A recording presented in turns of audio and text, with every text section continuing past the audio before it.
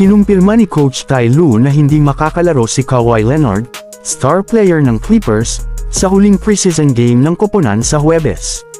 Hindi pa nakakalaro si Leonard sa 3 preseason games na naganap. Nagbigay si Lue ng maingat na positibong update tungkol sa kalagayan ni Leonard, na nagsabi, patuloy siyang magpapagaling. Patuloy na uunlad. Patuloy na susuriin ang mga dapat gawin.